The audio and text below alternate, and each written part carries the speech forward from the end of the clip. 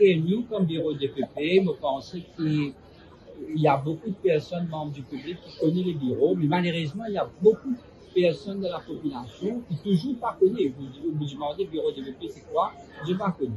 Donc, un prosecuting authority, il vient être connu du public. C'est-à-dire, quelles sont nos fonctions, qui nous fait comme bureau du DPP, un prosecuting authority, qui sont nos obligations et comment nous travaillons, comment nous prenons une décision, par exemple.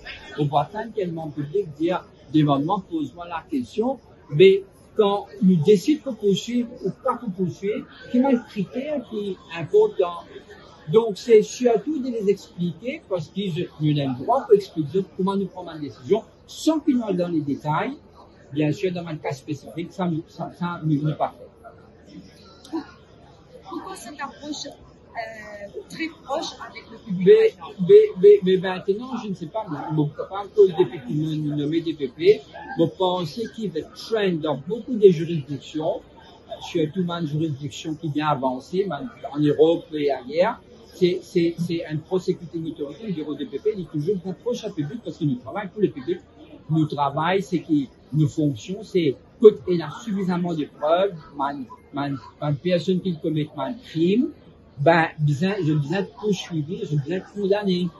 Donc, beaucoup de personnes à Maurice Parcon, c'est quoi les DPP, je l'entendais à peu près, mais c'est l'occasion donc de les informer et en plus de ça, vous recevoir beaucoup de correspondances, m'envoie mail ou une lettre qui est écrite au bureau et me rendre compte que parfois, je te fais une requête qui n'est pas dans nos responsabilités.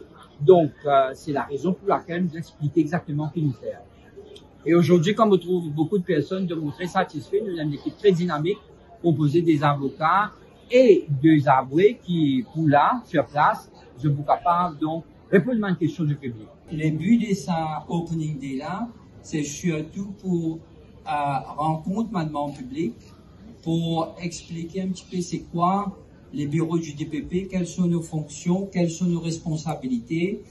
Et si vous avez des questions à l'équipe, je vois donc, d'ailleurs, je dois dire un grand merci à toute l'équipe qui a organisé le Opening Day. On a une équipe très dynamique, donc composée des avocats, des avoués et d'autres non-legal staff. Alors, donc, on va pouvoir vous rencontrer, de répondre à vos questions et pour pouvoir donc être dans la mesure de dialoguer avec vous. C'est très important. Un prosecuting authority, ça doit être près du public, du membre du public, pour pouvoir expliquer exactement qu'est-ce qu'on fait. Souvent, des fois, je reçois des mails, des correspondances, et il me semble qu'il y a beaucoup de Mauriciens qui ne savent pas exactement c'est quoi les bureaux du DPP, qu'est-ce qu'on fait. Donc aujourd'hui, c'est l'occasion. Je compte vous rencontrer, je vais essayer de faire le maximum pour vous rencontrer tout un chacun. Et voilà. Donc, merci beaucoup pour votre présence aujourd'hui. Les DPP prennent une décision pour poursuivre, pour initier des poursuites ou pour ne pas de les faire. Et un membre du public qui fait agree, il a les droits de challenge, il peut entrer une affaire en cours pour challenge la décision du DPP.